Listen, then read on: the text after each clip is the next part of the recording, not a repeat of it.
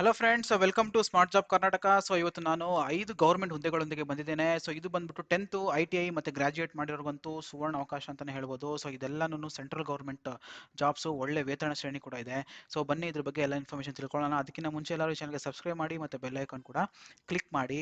So ಬನ್ನಿ, ಮೊದಲನೇದಾಗಿ department of atomic energy ಪರಮಾಣು ಶಕ್ತಿ ವಿಭಾಗದಲ್ಲಿ ಸೊ ಏನೇನು ಇನ್ಫಾರ್ಮೇಷನ್ ಇದೆ ಅಂತ ತಿಳ್ಕೊಳ್ಳೋಣ. Department of atomic energy, so ಪರಮಾಣು ಆ, ವಿಭಾಗದಲ್ಲಿ ಸೊ ಏನೇನು ಓಪನಿಂಗ್ಸ್ ಇದೆ ಅಂತ ನೋಡೋಣ. ಸೊ ನೀವು ನೋಡ್ಬೋದು, ಸೊ BSc ಗ್ರಾಜ್ಯುಯೇಟ್ ಅವ್ರಿಗಂತೂ ಒಳ್ಳೆ ಅವಕಾಶ ಅಂತ ಹೇಳ್ಬೋದು.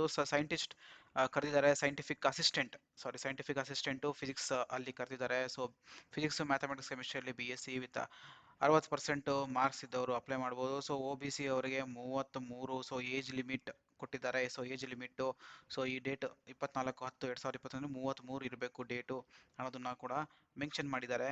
ಸೊ ಇದೇ ತರಹ ನೀವು ನೋಡ್ಬೋದು ಕೆಮಿಸ್ಟ್ರಿಗೂ ಕೂಡ. ಸೊ ಅದಕ್ಕಿಂತ ಮುಂಚೆ friends, last date of application already ನಾನು ಮೆನ್ಷನ್ ಮಾಡಿದ್ದೀನಿ. ನನ್ನ ಅದೇನು ಅಂತಂದರೆ 24/10/2021 ಕೊನೆ ದಿನಾಂಕ ಆಗಿರುತ್ತೆ. ಸೊ ಈ ಒಂದು ಡಿಪಾರ್ಟ್ಮೆಂಟ್ಗೆ ಅಪ್ಲೈ ಮಾಡೋದಕ್ಕೆ. ಸೊ ಇಲ್ಲಿ ಇರುವಂಥ ಎಲಿಜಿಬಿಲಿಟಿ ಇರೋರಂತೂ ಖಂಡಿತವಾಗ್ಲೂ ಅದಕ್ಕಿಂತ ಮುಂಚೆ ಅಪ್ಲೈ ಮಾಡಿ ಒಂದು ಪ್ರಯತ್ನ ಅಂತೂ ಕೊಡಿ. ಸೊ ನೋಡಿ, ಜಿಯಾಲಜಿಯಲ್ಲಿ ಕರೆದಿದ್ದಾರೆ, BSc ಆಗಿರಬೇಕು, ಜಿಯಾಲಜಿಲಿ ಡಿಗ್ರಿ ಆಗಿರಬೇಕು. ಮತ್ತು ಎಲೆಕ್ಟ್ರಾನಿಕ್ಸ್ ಇನ್ಸ್ಟ್ರುಮೆಂಟೇಷನ್ನು, ಸೊ ಇದು ಡಿಪ್ಲೊಮೊ ಇನ್ ಎಲೆಕ್ಟ್ರಾನಿಕ್ಸ್ ಆ್ಯಂಡ್ ಇನ್ಸ್ಟ್ರುಮೆಂಟೇಷನ್ಸು, ಡಿಪ್ಲೊಮೋವರೆಗೂ ಕೂಡ ಒಳ್ಳೆ ಅವಕಾಶ ಇದೆ. ಡಿಪ್ಲೊಮೋವರೆಗೂ ಕೂಡ ಅವಕಾಶ ಇದೆ ಇಲ್ಲಿ. ಸೊ ಡಿಗ್ರಿ ಆಗಿರಬೇಕು ಅಥವಾ ಡಿಪ್ಲೊಮಾ ಕೇಳಿದ್ದಾರೆ. IT computer science, computer science ಮತ್ತು ಇನ್ಫಾರ್ಮೇಷನ್ ಟೆಕ್ನಾಲಜಿಯಲ್ಲಿ ಸೊ ಡಿಪ್ಲೊಮಾ ಕೇಳಿದ್ದಾರೆ, ಅಥವಾ ಡಿಗ್ರಿ ಕೂಡ ಆಗಿರ್ಬೋದು. ಸೊ ಎರಡರಲ್ಲಿ ಯಾವುದಾನ ಒಂದು ಆಗಿರ್ಬೋದು. ಮುಂದೆ ನೆಕ್ಸ್ಟ್ ಎಲೆಕ್ಟ್ರಿಕಲಲ್ಲಿ ಕರೆದಿದ್ದಾರೆ. ಸೊ ಎಲೆಕ್ಟ್ರಿಕಲಲ್ಲಿ ಕೂಡ 60% ಮಾರ್ಕ್ಸ್ ಇರಬೇಕು. ಸೊ ಎಲೆಕ್ಟ್ರಿಕಲ್ ಇಂಜಿನಿಯರಿಂಗ್ನಲ್ಲಿ ಡಿಪ್ಲೊಮಾ ಕರೆದಿದ್ದಾರೆ. ನೆಕ್ಸ್ಟು ಸಿವಿಲ್ ಕರೆದಿದ್ದಾರೆ. ನೀವು ಇಲ್ಲಿ ವೇತನ ಶ್ರೇಣಿ ಕೂಡ ನೋಡ್ಬೋದು, ಬಹಳ ಚೆನ್ನಾಗಿದೆ. ಸೊ ಇದು ಸ್ಟಾರ್ಟಿಂಗ್ ವೇತನ ಶ್ರೇಣಿ ಅಂತ ಇರುತ್ತೆ. ಸೊ ಆಮೇಲೆ ಹೋಗ್ತಾ ಹೋಗ್ತಾ ನಿಮ್ಗೆ ಎಕ್ಸ್ಪೀರಿಯನ್ಸ್ ಬೇಸಿಸ್ ಮೇಲೆ ಖಂಡಿತವಾಗ್ಲೂ ತುಂಬ ಉತ್ತಮವಾದಂಥ ಒಂದು ವೇತನ ಶ್ರೇಣಿ ಸಿಗುತ್ತೆ. ಸೊ ನೋಡಿ, ನಿಮ್ಮ ನೆಕ್ಸ್ಟ್ ಟೆಕ್ನಿಷಿಯನ್ B ಅಂತ ಕೇಳಿದ್ದಾರೆ. ಸೊ ಇದರಲ್ಲಿ ITI ಆಗಿರಬೇಕು ಮತ್ತು SLC ಆಗಿರಬೇಕು. ಟೆಂತ್ ಮತ್ತು ITI ಕೇಳಿದ್ದಾರೆ. ಸೊ 10th ಮತ್ತು ITI ಯಾರಾದರೂ ಕೂಡ ಒಳ್ಳೆ ಅವಕಾಶ ಇದು. Technician B, physics, electronics, instrumentation ಅವ್ರಿಗೆ 21,000 ರೂಪಾಯಿ ಫಿಕ್ಸ್ ಮಾಡಿದ್ದಾರೆ ಪೇ ಸ್ಕೇಲು. ಸೊ ನೋಡ್ಬೋದು, ಮತ್ತು ಟೆಕ್ನಿಷಿಯನ್ B ಅಂತ ಇದೆ. ಸೊ ಇದಕ್ಕೂ ಕೂಡ ಸೇಮ್ ಕ್ವಾಲಿಫಿಕೇಷನ್ನು ಇದೆ. ಸೊ ಟೆಕ್ನಿಷಿಯನ್ B ಪ್ಲಂಬರ್ ಮತ್ತು ಬೈಂಡಿಂಗು ಮತ್ತು ಪ್ರಿಂಟಿಂಗ್, ಡ್ರಿಲ್ಲಿಂಗ್, ಸೊ ಅವ್ರಿಗಂತೂ ಎಲ್ಲ ITI ಮತ್ತು 10th ಸ್ಟ್ಯಾಂಡರ್ಡ್ ಕೇಳಿದ್ದಾರೆ. ಸೊ ನೆಕ್ಸ್ಟ್ ಬಂತು ಅಂತಂದರೆ ಅಪ್ಪರ್ ಡಿವಿಷನ್ ಕ್ಲರ್ಕ್. ಸೊ ಯಾರಾದರೂ ಯಾವುದೇ ಡಿಗ್ರಿ ಆಗಿರ್ಬೋದು. ಸೊ ಇಂಥದ್ದೇ ಡಿಗ್ರಿ ಅಂತೆಲ್ಲ, ಮತ್ತು ಜೊತೆಗೆ ಟೈಪಿಂಗ್ ಕೂಡ ಇರಬೇಕು. So 30 words per minute. So ಟೈಪಿಂಗಲ್ಲಿ 30 ಪದಗಳನ್ನು 1 ನಿಮಿಷಕ್ಕೆ ನೀವು ಮಾಡಿದ್ದೇ ಆದರೆ ಸೊ ನಿಮಗೊಂದು ಒಳ್ಳೆಯ ಅವಕಾಶ ಇದು. ಅಪ್ಪರ್ ಡಿವಿಷನ್ ಕ್ಲರ್ಕ್ ಕರೆದಿದ್ದಾರೆ. ಸೊ ಅಪ್ಪರ್ ಡಿವಿಷನ್ ಕ್ಲರ್ಕಲ್ಲೂ ಕೂಡ ಒಳ್ಳೆಯ ಅವಕಾಶ. ಸೊ ಯಾವುದೇ ಡಿಗ್ರಿ, ಯಾವುದೇ ಪದವೀಧರರು ಕೂಡ ಇದಕ್ಕೆ ಅಪ್ಲೈ ಮಾಡ್ಬೋದು, ಅಪ್ಪರ್ ಡಿವಿಷನ್ ಕ್ಲರ್ಕ್ಗೆ. ಸೊ ನೆಕ್ಸ್ಟ್ ಡ್ರೈವರ್ ಕರೆದಿದ್ದಾರೆ. ಸೊ ಡ್ರೈವರ್ಗೆ 10th ಪಾಸ್ ಆಗಿದ್ರೆ ಸಾಕು. ಸೊ 10th ಸ್ಟ್ಯಾಂಡರ್ಡ್ ಆಗಿರೋರಿಗೆ driver. So ordinary grade. So 19,900 ರೂಪಾಯಿ ಫಿಕ್ಸ್ ಮಾಡಿದ್ದಾರೆ ಸ್ಕೇಲು. ಸೊ ಡ್ರೈವಿಂಗ್ ಎಕ್ಸ್ಪೀರಿಯನ್ಸ್ ಕೂಡ ಕೇಳಿದ್ದಾರೆ, 3 ವರ್ಷ ಡ್ರೈವಿಂಗ್ ಎಕ್ಸ್ಪೀರಿಯನ್ಸ್ ಇರಬೇಕು. So valid driving licence, heavy vehicle, light vehicles drive ಮಾಡಿದಂಥ ಒಂದು ಎಕ್ಸ್ಪೀರಿಯನ್ಸನ್ನು ಕೇಳಿದ್ದಾರೆ. ಸೊ ನೆಕ್ಸ್ಟ್ ಸೆಕ್ಯೂರಿಟಿ ಗಾರ್ಡ್ ಕೇಳಿದ್ದಾರೆ. ಸೊ 18,000 ಫಿಕ್ಸ್ ಮಾಡಿದ್ದಾರೆ. ಸೊ 10th ಪಾಸ್ ಆಗಿರಬೇಕು. ಸೊ 10th ಪಾಸ್ ಆಗಿ ಎಕ್ಸ್ ಸರ್ವಿಸ್ ಪೊಲೀಸ್ ಸೆಂಟ್ರಲಲ್ಲಿ ಕೆಲಸ ಮಾಡಿರುವಂಥವ್ರು ಕೂಡ ಅಪ್ಲೈ ಮಾಡ್ಬೋದು, ಅಥವಾ 10th ಪಾಸ್ ಆಗಿದ್ರೆ ಸಾಕು. ಫಾರ್ ಎಕ್ಸ್ ಸರ್ವಿಸ್ ಮೆನ್ ಅಂತ ಏನು ಕೊಟ್ಟಿದ್ದಾರೆ, ಸೊ ಅದೊಂದು ಪ್ರಿಫರಬಲ್ ಥರ ಇರುತ್ತೆ. ಸೊ 10th ಪಾಸ್ ಆಗಿದ್ದರೆ ಡೈರೆಕ್ಟ್ ರೆಕ್ರೂಟ್ಮೆಂಟಲ್ಲಿ ನಿಮ್ಮನ್ನು ರೆಕ್ರೂಟ್ ಮಾಡ್ಕೊಳ್ಳುವಂಥ ಎಲ್ಲ ಚಾನ್ಸಸ್ ಕೂಡ ಇದೆ. ಸೊ ಹೈಟ್ ಎಷ್ಟಿರಬೇಕು, ಚೆಸ್ಟ್ ಎಷ್ಟಿರಬೇಕು ಅಂತ ಕೂಡ ಇಲ್ಲಿ ಕ್ಲಿಯರಾಗಿ ಮೆನ್ಷನ್ ಮಾಡಿದ್ದಾರೆ, ನೀವು ನೋಡ್ಬೋದು. ಸೊ ಮಿನಿಮಮ್ ಹೈಟ್ ಕೂಡ ಕೊಟ್ಟಿದ್ದಾರೆ. ಸೊ ಜನರಲ್ ಅವ್ರಿಗೆ 157 ಸೆಂಟಿಮೀಟರ್ ಇರಬೇಕು. ಸೊ ಮೇಲ್ ಮತ್ತು ಫೀಮೇಲ್ ಅವ್ರಿಗೂ 157 ಸೆಂಟಿಮೀಟರ್ ಇರಬೇಕು. ಸೊ ಹೈಟನ್ನು ಜನರಲ್ ಫಿಕ್ಸ್ ಮಾಡಿದ್ದಾರೆ. ಮತ್ತು ಇಲ್ಲಿ ಮತ್ತು ಬೆಟ್ಟ ಗುಡ್ಡದ ಪ್ರದೇಶ ಕಡೆ ಇರುವಂತಹ ಕ್ಯಾಂಡಿಡೇಟ್ಸ್ಗಳಿಗೆ ಸೊ ಅವ್ರಿಗೆ ಎಷ್ಟಿರಬೇಕು ಅಂತ ಕೂಡ ಇಲ್ಲಿ ಕೊಟ್ಟಿದ್ದಾರೆ. ಸೊ ಈ ಒಂದು ರೀಜನ್ ಹಿಮಾಚಲ ಪ್ರದೇಶ, ಬೆಟ್ಟದ ಪ್ರದೇಶಗಳು ಇವೆಲ್ಲ, ಕಾಶ್ಮೀರು ಮತ್ತು ಅಲ್ಲೆಲ್ಲ. ಸೊ ಅಲ್ಲೆಲ್ಲ ಸ್ವಲ್ಪ ಹೈಟ್ ಕಡಿಮೆ ಇರ್ತಾರೆ ಜನ. ಸೊ ಅವ್ರಿಗೆ ಸ್ವಲ್ಪ ಹೈಟಲ್ಲಿ ಕನ್ಸೆಷನ್ ಇದೆ. ಸೊ ಚೆಸ್ಟ್ ಎಷ್ಟಿರಬೇಕು ಅಂತ ಕೂಡ ಇಲ್ಲಿ ಕೊಟ್ಟಿದ್ದಾರೆ ಕ್ಲಿಯರಾಗಿ, ನೀವು ನೋಡ್ಕೋಬೋದು. ಸೊ ಮಿನಿಮಮ್ ಏಜ್ ಲಿಮಿಟ್ ಬಂದ್ಬಿಟ್ಟು 18 ವರ್ಷ ಆಗಿರಬೇಕು ಲಾಸ್ಟ್ ಡೇಟ್ ಆಫ್ ಅಪ್ಲಿಕೇಶನಲ್ಲಿ. ಸೊ 18 ವರ್ಷ ಆಗಿರೋರು ಖಂಡಿತವಾಗ್ಲೂ ಇದಕ್ಕೆ ಅಪ್ಲೈ ಮಾಡಿ. ಸೊ ಮಿನಿಮಮ್ ಏಜು 18 ವರ್ಷ ಇರುತ್ತೆ. ಸೊ ರಿಲ್ಯಾಕ್ಸೇಷನ್ಸ್ ಕೂಡ ಕನ್ಸಿಡರ್ ಮಾಡ್ತಾರೆ ಸೊ ಈ ಒಂದು ಹುದ್ದೆಗೆ. ಸೊ ನೀವು ನೋಡ್ಬೋದು. ಸೊ ಸೈಂಟಿಫಿಕ್ B 200 ರೂಪಾಯಿ ಫಿಕ್ಸ್ ಮಾಡಿದ್ದಾರೆ. ಸೊ ಅಪ್ಪರ್ ಡಿವಿಷನ್ ಕ್ಲರ್ಕು ಬೇರೆ ಎಲ್ಲ ಹುದ್ದೆಗಳಿಗೂ ಬರೀ 100 ರೂಪಾಯಿ ಇರುತ್ತೆ ಅಪ್ಲಿಕೇಶನ್ ಫೀಸು. ಸೊ ನೋಡ್ಬೋದು, ನೀವು ಈ ಒಂದು ವೆಬ್ಸೈಟ್ಗೆ ಹೋಗ್ಬೋದು, www.amd.gov.in. ಈ ಒಂದು ವೆಬ್ಸೈಟ್ಗೆ ಹೋದರೆ ಸೊ ನಿಮಗೆ ಅಪ್ಲಿಕೇಶನ್ ನೋಟಿಫಿಕೇಷನ್ನು ಮತ್ತು ಅಪ್ಲಿಕೇಶನ್ ಅಪ್ಲೈ ಮಾಡೋದು ಮತ್ತು ಫೀ ಪೇಮೆಂಟ್ಗೆ, ಸೊ ಎಲ್ಲ ಒಂದು ವಿಷಯವನ್ನು ನೀವು ತಿಳ್ಕೊಬೋದು, ಈ ವೆಬ್ಸೈಟ್ಗೆ ಹೋಗಿ ತಿಳ್ಕೊಬೋದು. ಸೊ ರಿಲ್ಯಾಕ್ಸೇಷನ್ ಕೂಡ ಕೊಟ್ಟಿದ್ದಾರೆ, ಆಲ್ರೆಡಿ ಮೆನ್ಷನ್ ಮಾಡ್ದಂಗೆ ಮಿನಿಮಮ್ 18 ವರ್ಷ ಆಗಿರಬೇಕು. So upper age limit SC ST ಅವ್ರಿಗೆ 5 ವರ್ಷ ಫಿಕ್ಸ್ ಮಾಡಿದ್ದಾರೆ. ಸೊ 3 ವರ್ಷ OBC ಅವ್ರಿಗೆ. ಸೊ ಸರ್ಟಿಫಿಕೇಟ್ ಎಲ್ಲ ಸಬ್ಮಿಟ್ ಮಾಡಬೇಕಾಗತ್ತೆ ನೀವು. Age relaxation is not applicable for SC ST OBC applying for unreserved post. So unreserved ಪೋಸ್ಟ್ಗೆ ಅಪ್ಲೈ ಮಾಡಿದ್ರೆ ಸೊ ಏಜ್ ರಿಲ್ಯಾಕ್ಸೇಷನ್ ಕನ್ಸಿಡರ್ ಮಾಡೋದಿಲ್ಲ. ಬರೀ ನಿಮಗೆ ಯಾವುದಕ್ಕೆ ರಿಸರ್ವ್ ಮಾಡಿರ್ತಾರೆ, ಸೊ OBCಗೆ ಮತ್ತು SC ST ಅವ್ರಿಗೆ ಯಾವ್ದು ರಿಸರ್ವ್ ಮಾಡಿರ್ತಾರೆ ಅದಕ್ಕೆ ಅಪ್ಲೈ ಮಾಡಿದ್ರೆ ಮಾತ್ರ ನಿಮಗೆ ಈ ಒಂದು ಕನ್ಸಿಡರೇಷನ್ ಇರುತ್ತೆ. ಸೊ ಅದೊಂದು ಭಾಳ ಇಂಪಾರ್ಟೆಂಟ್ ಪಾಯಿಂಟ್. ಸೊ ಕಾಶ್ಮೀರಲ್ಲಿರೋರಿಗೆ ಹೇಗೆ ಏನು ಅನ್ನೋದೆಲ್ಲ ಕೊಟ್ಟಿದ್ದಾರೆ. ಡಿಸೆಬಿಲಿಟಿ ಇರೋರು ನೋಡ್ಬೋದು, ಡಿಸೆಬಿಲಿಟಿ ಎಷ್ಟು ಪರ್ಸೆಂಟೇಜ್ ಅಂತ ಇರಬೇಕಾಗತ್ತೆ.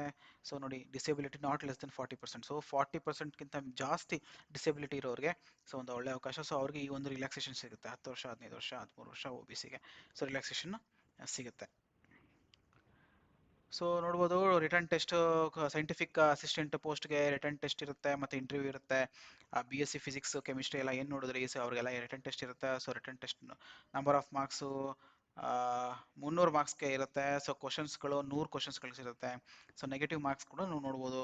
ಒಂದು ತಪ್ಪು ತೋರಕ್ಕೆ 1 ಮಾರ್ಕನ್ನು ಕಟ್ ಮಾಡ್ತಾ ಇದ್ದಾರೆ. ಸೊ 2 ಅವರ್ ಎಕ್ಸಾಮ್ ಇರುತ್ತೆ. ಸೊ 2 ಗಂಟೆಗಳ ಕಾಲ ಎಕ್ಸಾಮ್ ಇರುತ್ತೆ. ಸೊ ನೋಡ್ಬೋದು. ಮತ್ತು ಟೆಕ್ನಿಷಿಯನ್ ಬಿ, ಸೊ ಆಲ್ ಡಿಸಿಪ್ಲಿನ್ಸಲ್ಲಿ ಮ್ಯಾಥ್ಸ್, ಸೈನ್ಸು, ಜನರಲ್ ಅವೇರ್ನೆಸ್ ಅವ್ರಿಗೆಲ್ಲ ಟೆಸ್ಟ್ಗಳಿರುತ್ತೆ. ಸೊ ಅಡ್ವಾನ್ಸ್ ಟೆಸ್ಟ್ ಕೂಡ ಇದೆ, ನೀವು ನೋಡ್ಬೋದು.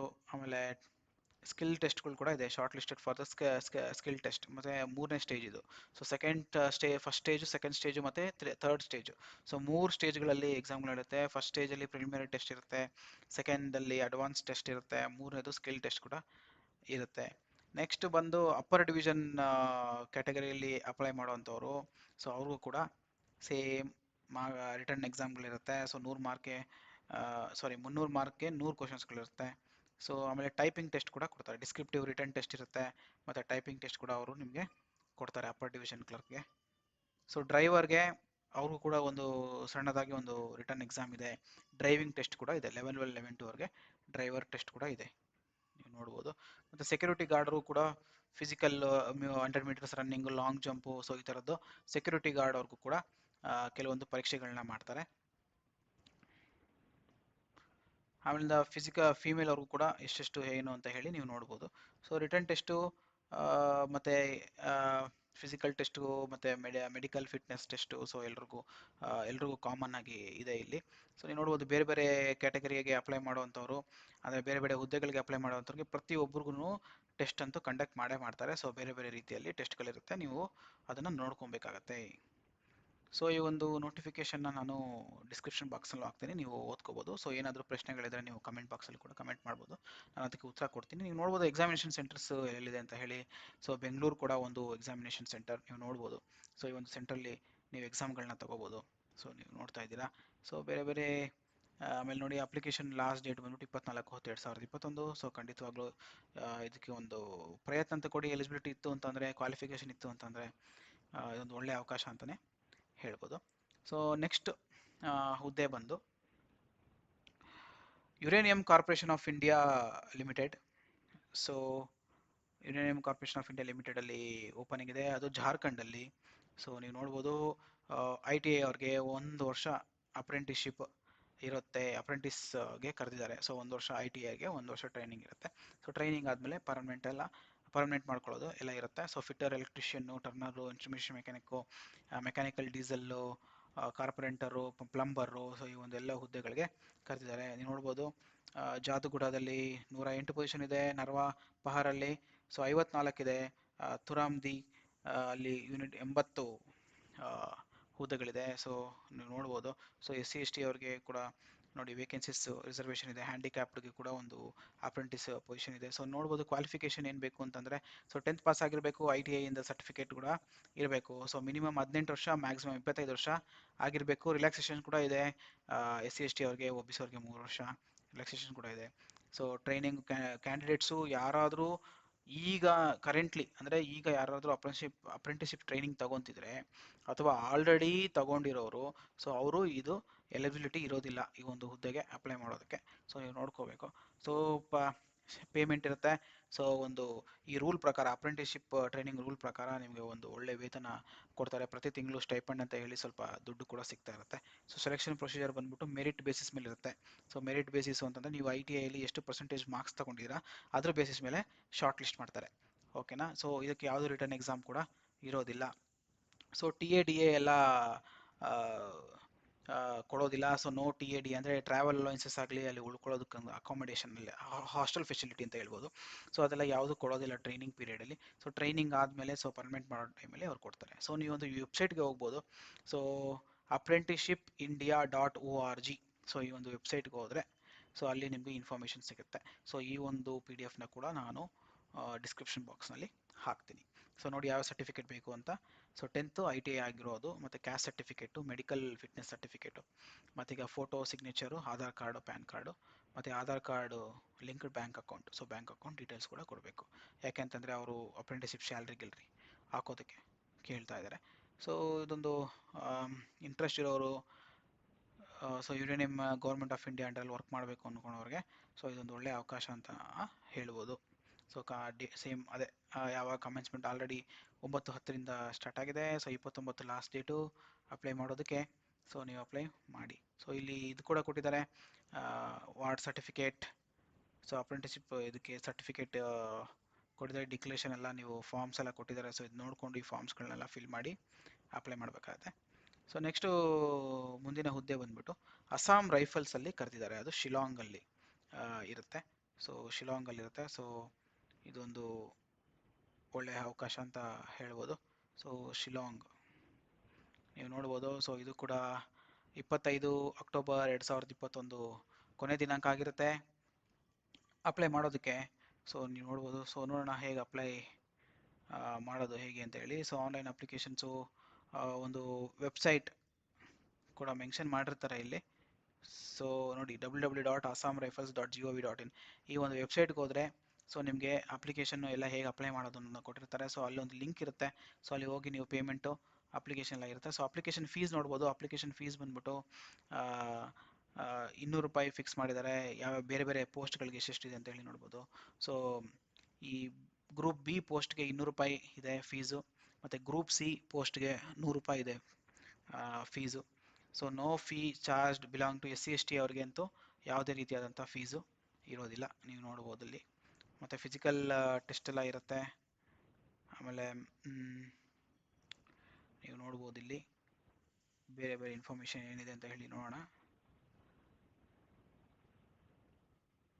ನೋಡಿ ಏಜ್ ಲಿಮಿಟ್ ಕೂಡ ಕೊಟ್ಟಿದ್ದಾರೆ. 18 ವರ್ಷದಿಂದ 23 ವರ್ಷ ಆಗಿರಬೇಕು age limit as on 1st August. So age limit 18ಇಂದ 23 ಮ್ಯಾಕ್ಸಿಮಮ್.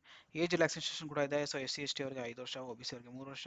ಸೊ ಬೇರೆ ಬೇರೆ ಕ್ಯಾಟಗರೀಸ್ ಇರೋರಿಗೆ ಕೂಡ ಏಜನ್ನು ಫಿಕ್ಸ್ ಮಾಡಿದ್ದಾರೆ.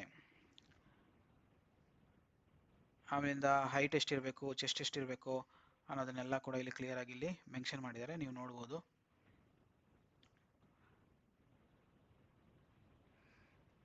ಎಲ್ಲ ಫಿಸಿಕಲ್ ಟೆಸ್ಟ್ ಯಾವ್ಯಾವ ಪೊಸಿಷನ್ಸ್ಗೆ ಅಂತ, ಈ ಹವಿಲ್ದಾರ್, ವಾರೆಂಟ್ ಆಫೀಸರ್ಗೆ ಎಷ್ಟಿರಬೇಕು ಅನ್ನೋದು ಹೇಳಿ ಎಲ್ಲ ಇಲ್ಲಿ ಮೆನ್ಷನ್ ಮಾಡಿದ್ದಾರೆ. ಸೊ ನೀವು ಕ್ವಾಲಿಫಿಕೇಷನ್ ನೋಡೋಣ, 1 by 1 ಕ್ವಾಲಿಫಿಕೇಷನ್ ಏನಿದೆ ಅಂತ ಹೇಳಿ ನೋಡೋಣ. ಅದು ಬಹಳ ಇಂಪಾರ್ಟೆಂಟ್, ಅದು ಕ್ವಾಲಿಫಿಕೇಷನು. ಫಿಸಿಕಲ್ ಎಫಿಷಿಯನ್ಸಿ ಟೆಸ್ಟ್ ಇರುತ್ತೆ, skill test, merit, call for training. ನೋಡಿ ಇಲ್ಲಿ ಕ್ವಾಲಿಫಿಕೇಷನ್ ಇದೆ. ಟ್ರೇಡ್, ಬ್ರಿಡ್ಜ್ ಆ್ಯಂಡ್ ರೋಡ್ ಮಾಡೋವಂಥ ಒಂದು ಕ್ವಾಲಿಫಿಕೇಷನು ಡಿಪ್ಲೊಮಾ ಆಗಿರಬೇಕು ಸಿವಿಲ್ನಲ್ಲಿ. ಏಜು 18ಇಂದ 23 ವರ್ಷ ಆಗಿರಬೇಕು. ಟ್ರೇಡ್ ಕ್ಲರ್ಕ್ಗೆ ಕೂಡ ಏನು ಕೇಳಿದ್ದಾರೆ ಅಂತಂದರೆ 10+2 ಅಂದರೆ PUC ಆಗಿರಬೇಕು. ಸೊ ಅದೊಂದು ಕ್ವಾಲಿಫಿಕೇಷನ್ ಇದೆ. ಮತ್ತು ಹಿಂದಿ ಟೈಪಿಂಗ್ ಅಥವಾ ಇಂಗ್ಲೀಷ್ ಟೈಪಿಂಗು ಎಷ್ಟು ವರ್ಡ್ಸ್ ಪರ್ ಮಿನಿಟ್, ಎಷ್ಟು ಪದಗಳನ್ನ ನೀವು ಒಂದು ನಿಮಿಷಕ್ಕೆ ಮಾಡ್ಬೋದು ಅನ್ನೋದನ್ನ ಇಲ್ಲಿ ಕ್ಲಿಯರಾಗಿ ಕೊಟ್ಟಿದ್ದಾರೆ. ಸೊ ಪರ್ಸನಲ್ ಅಸಿಸ್ಟೆಂಟ್ ಕೂಡ ಕೊಡಿದ್ದಾರೆ, ಅದಕ್ಕೂ PUC ಕೇಳಿದ್ದಾರೆ. ಅದಕ್ಕೂ ಟೈಪಿಂಗ್ ಕೂಡ ಕೇಳಿದ್ದಾರೆ. ಸೊ ಎಲೆಕ್ಟ್ರಿಕಲ್ ಫಿಟರ್ ಕೇಳಿದ್ದಾರೆ. ಇದು 10th ಪಾಸ್ ಆಗಿದ್ರೆ ಸಾಕು. ಸೊ ಎಲೆಕ್ಟ್ರಿಕಲ್ ಫಿಟರ್ ಸಿಗ್ನಲ್ ಅಂತ ಕೊಟ್ಟಿದ್ದಾರೆ. 10th ಪಾಸ್ ಆಗಿರಬೇಕು ಸೈನ್ಸ್ ಮ್ಯಾಥ್ಸ್ ಸಬ್ಜೆಕ್ಟ್ಸಲ್ಲಿ. ಸೊ ಏಜ್ 18ಇಂದ 23 ವರ್ಷ. ಸೊ ಲೈನ್ ಮ್ಯಾನ್ ಕೂಡ ಸೊ ಇದಕ್ಕೂ ಕೂಡ ಬರೀ 10th ಪಾಸ್ ಆಗಿದ್ರೆ ಸಾಕು. ಸೊ ಇಂಜಿನಿಯರ್ ಎಕ್ವಿಪ್ಮೆಂಟ್ ಮೆಕ್ಯಾನಿಕ್ ಇದು ಕೂಡ 10th ಆಗಿದ್ರೆ ಸಾಕು. ಸೊ 18ಇಂದ 23 ವರ್ಷ. ಎಲೆಕ್ಟ್ರಿಷಿಯನ್ ಮೆಕ್ಯಾನಿಕ್ ವೆಹಿಕಲ್ ಇದು ಕೂಡ 10th ಪಾಸ್ ಆಗಿದ್ರೆ ಸಾಕು. So trade instrument repair mechanic, so ಇದು ಕೂಡ 10+2 ಅಂದರೆ PUC ಆಗಿರಬೇಕು. ಸೊ ಇದಕ್ಕೆ ಮೆಟ್ರಿಕ್ಯುಲೇಷನ್ ಇದು 10th ಆಗಿರಬೇಕು, ಮೆಟ್ರಿಕ್ಯುಲೇಷನ್ ಆಗಿರಬೇಕು. ಮತ್ತು ಟ್ರೇಡ್ ಹಪ್ ಹಾಯಿಸ್ಟರ್ ಅಂತ ಇದೆ, ಸೊ ಇದು 10th ಪಾಸು. ಸೊ ಇದು ಕೂಡ 10th ಪಾಸು, ಮತ್ತು industrial training certificate, industrial training institute training ಅಂದರೆ ಐ ಟಿ ಐ ಸರ್ಟಿಫಿಕೇಟ್ಸ್ಗಳನ್ನ ನೀವು ಸಬ್ಮಿಟ್ ಮಾಡಬೇಕಾಗುತ್ತೆ. ಈ ಟ್ರೇಡ್ ಏನೋ ಪ್ಲಂಬರು, ಸರ್ವೇಯರು, ಸೊ ಇದಕ್ಕೆಲ್ಲನೂ ಐ ಟಿ ಐ ಸರ್ಟಿಫಿಕೇಟ್ನ ಕೇಳಿದ್ದಾರೆ. ಸೊ ಕೆಲವೊಂದಕ್ಕೆ ಬರೀ 10th ಕೇಳಿದ್ದಾರೆ, ಕೆಲವೊಂದಕ್ಕೆ ಬರೀ I T I with 10th ಕೇಳಿದ್ದಾರೆ. ಸೊ ನಿಮ್ಮ ಒಂದು ಕ್ವಾಲಿಫಿಕೇಷನ್ ಇದೆ, ಅದ್ರ ಪ್ರಕಾರ ನೀವು ಅಪ್ಲೈ ಮಾಡ್ಬೋದು. ಸೊ ಇಲ್ಲಿ ನೋಡ್ಬೋದು ಎಕ್ಸ್ರೇ ಅಸಿಸ್ಟೆಂಟು, ಇದು ಬರೀ ಪಿ ಯು ಸಿ ಕೇಳಿದ್ದಾರೆ, ಅದು ರೇಡಿಯಾಲಜಿಲಿ. ಸೊ ವೆಟರ್ನರಿ, ಬಾರ್ಬರ್, ಕುಕ್, ಮತ್ತು ಮೇಲ್ ಸಫಾಯಿ, ಸೊ ಇದಕ್ಕೆಲ್ಲನೂ ಬರೀ 10th ಆಗಿದ್ರೆ ಸಾಕು.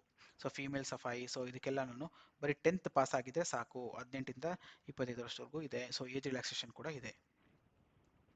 ಸೊ ನೋಡ್ಬೋದು ಯಾವುದಕ್ಕೆ ಯಾವ ಕ್ಯಾಟಗರಿಗೆ ಎಷ್ಟೆಷ್ಟು ಅಲಾಟ್ಮೆಂಟ್ ಇದೆ ಅಂತ ನೀವು ನೋಡ್ಕೋಬೋದು ಪಿ ಡಿ ಎಫ್ನಲ್ಲಿ. ಸೊ ಈ ಪಿ ಡಿ ಎಫ್ನ ಕೂಡ ನಾನು ಡಿಸ್ಕ್ರಿಪ್ಷನ್ ಬಾಕ್ಸ್ನಲ್ಲಿ ಹಾಕ್ತೀನಿ ನೋಡಿ. ಇದೆಲ್ಲ ಬರೀ ಅಲಾಟ್ಮೆಂಟ್ ಎಷ್ಟೆಷ್ಟು ಅಲಾಟ್ ಮಾಡಿದ್ದಾರೆ, ಯಾವ ಕ್ಯಾಟಗರಿ ಅವ್ರಿಗೆ ಅನ್ನೋದನ್ನ ಕ್ಲಿಯರ್ ಆಗಿ ಇಲ್ಲಿ ಕೊಟ್ಟಿದ್ದಾರೆ. ಪ್ರತಿಯೊಂದಕ್ಕೂ ಅಲಾಟ್ಮೆಂಟ್ ಇದೆ, ಪ್ರತಿಯೊಂದಕ್ಕೂ.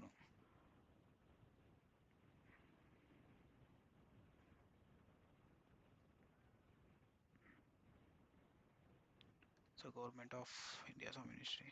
ಓಕೆ, ಸೊ ಇದ್ರ ಬಗ್ಗೆ ಇಷ್ಟೇ ಇನ್ಫಾರ್ಮೇಷನ್ ಇದೆ ಫ್ರೆಂಡ್ಸ್. ಸೊ ನೋಡ್ಕೊಂಡ್ರಿ, ಸೊ ಯಾವ ಹುದ್ದೆ ಇದೆ ಅಂತ ಹೇಳಿ 10th ಪಿ ಯು ಸಿ ಆಗಿರೋರಿಗೆ. ಸೊ ಖಂಡಿತವಾಗ್ಲೂ ಇದು P U C, 10th, I T I ಮತ್ತು ಡಿಗ್ರಿ ಆಗಿರೋರು. ಸೊ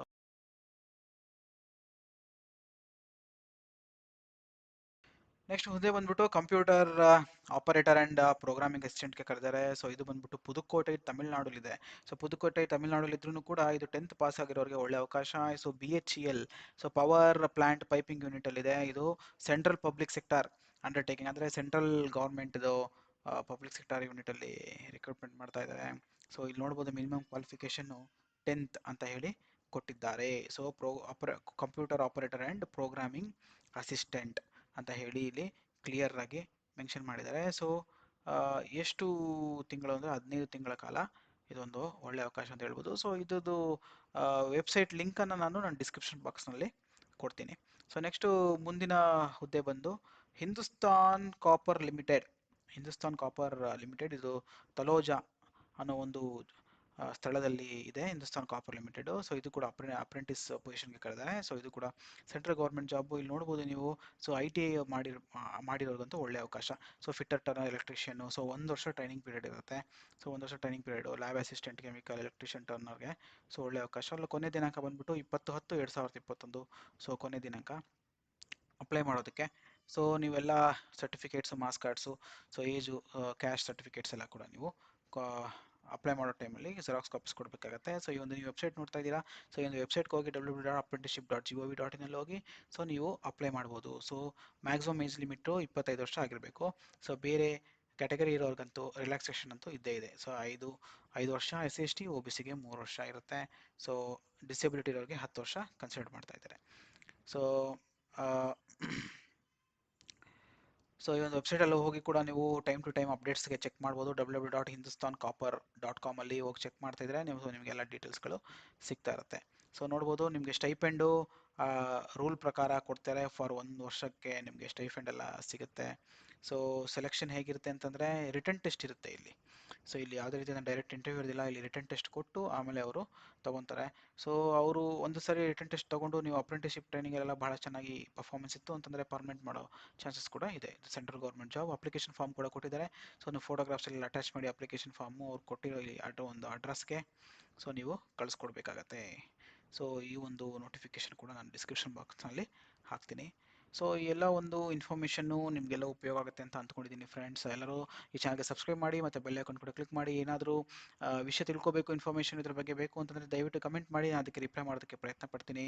ಸೊ ಎಲ್ಲರಿಗೂ ಒಳ್ಳೆಯದಾಗಲಿ. Thank you very much. Have a good day. Bye.